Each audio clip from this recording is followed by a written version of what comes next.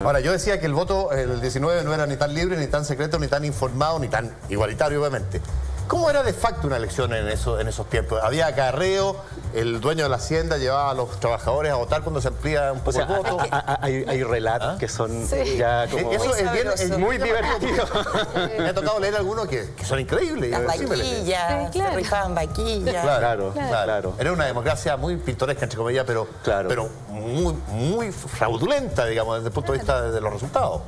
O sea, había una cantidad de posibilidades de... Fraudulenta, entre comillas, Sí. porque era lo que se usaba. Sí. Pero no había una voluntad popular expresada químicamente pura ahí.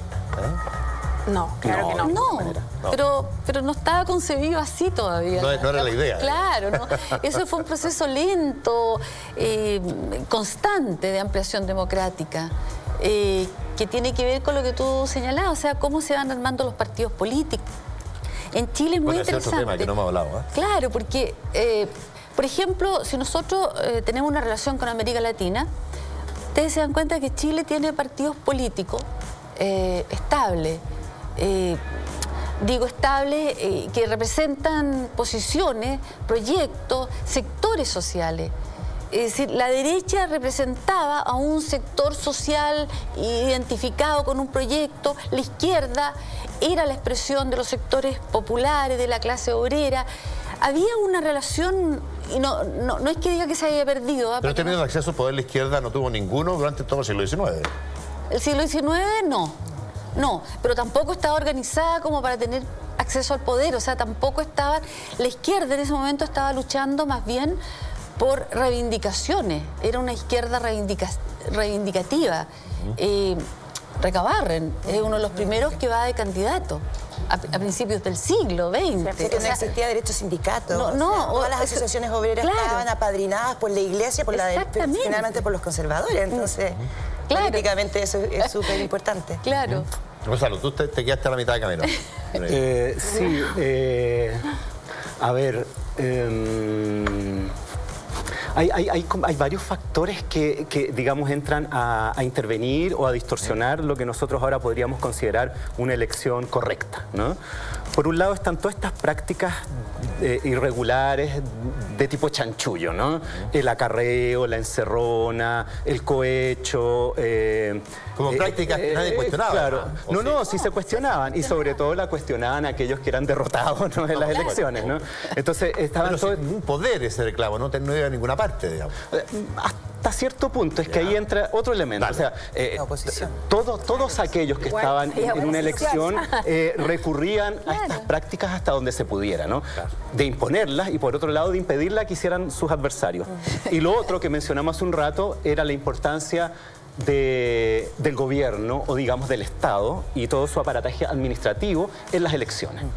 Entonces entraban a pelear todos estos elementos por una de estas prácticas viciosas, por así decirlo, o todas estas chuecuras que nadie iba a, digamos, a respaldarlas oficialmente, pero se hacían de todos modos.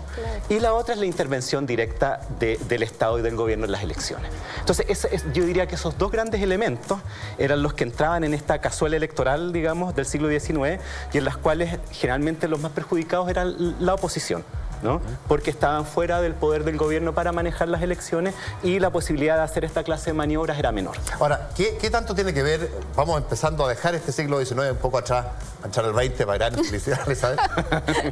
¿Qué tanto tiene que ver esta forma de hacer política que hay durante todo el siglo XIX con la revolución del 91, el término del poder omnímodo del presidente y el inicio ya de una república parlamentaria hasta el año 25, ¿no? Sí. ¿Cuánto tiene que ver la forma de hacer política, los chanchullos, el intervencionismo, todo aquello con que finalmente el presidente termine de ser la figura que fue, digamos?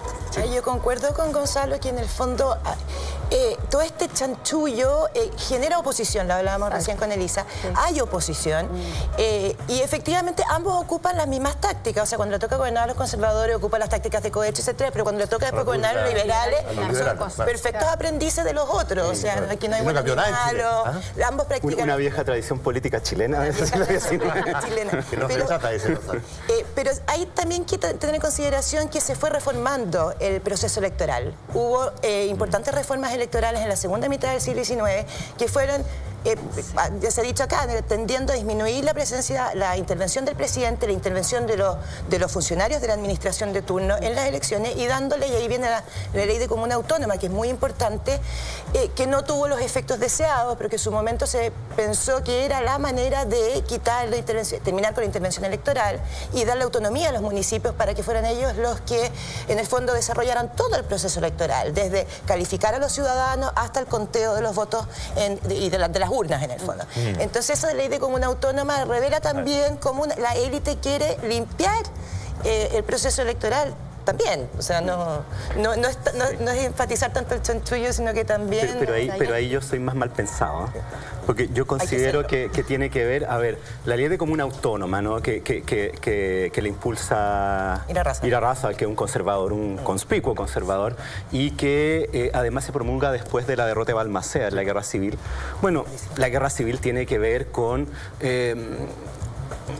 la élite política chilena que siente que el gobierno de Balmaceda es un peligro, ¿no? Dando un paso demasiado acelerado hacia democratizar un poco más la cosa. Hay una serie de elementos, hay muchos elementos que juegan en que está ahí interviniendo en la guerra civil, pero sin duda uno importante tiene que ver con la élite política de la época expresada en el Congreso, que ve en la figura del Ejecutivo, el Presidente de la República, una amenaza a sus intereses. Con mucho poder además. Exacto, por eso mismo, y con más o menos razones, pero sí ahí está.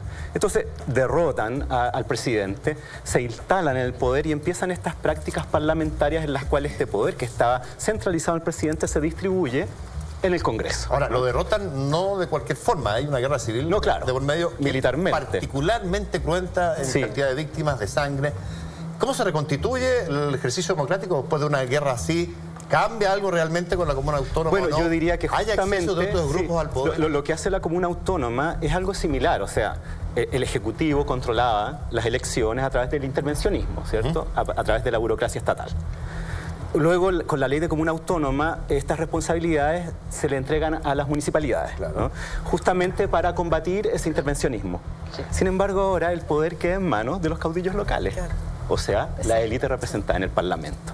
Entonces yo diría que la ley de comuna autónoma no era tan inocente, ¿no? Sino que buscaba una distribución del poder hacia ese sector.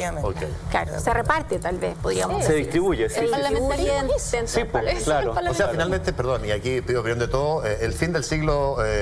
19 nos pilla con los mismos problemas que tuvimos durante todo el siglo, pese a la guerra civil, digamos, en términos electorales me refiero. No cambia mucho, cambia de mano el caudillaje nomás. Sí, no cambia nada con la guerra civil del 91, sigue siendo la misma élite. Y lo que permite, volviendo a tu pregunta, la reconstrucción democrática después, desde mi punto de vista, son la capacidad de consenso que tienen las élites y que es una capacidad que tuvieron durante prácticamente todo el siglo XIX, consenso que se pierde en clericalismo, anticlericalismo, en cierto momento en la década 1870, 1880. Pero esa capacidad de consenso, que es la que va a cambiar completamente después de los años 20, es la que logró que superáramos, creo yo, la guerra... La guerra civil rápidamente. Los balmacedistas vuelven al juego político a los 2-3 años, es bien impresionante. Sigamos siendo nosotros los que gobernamos, no nos peleemos más, ¿para qué? Sí, y en ese sentido...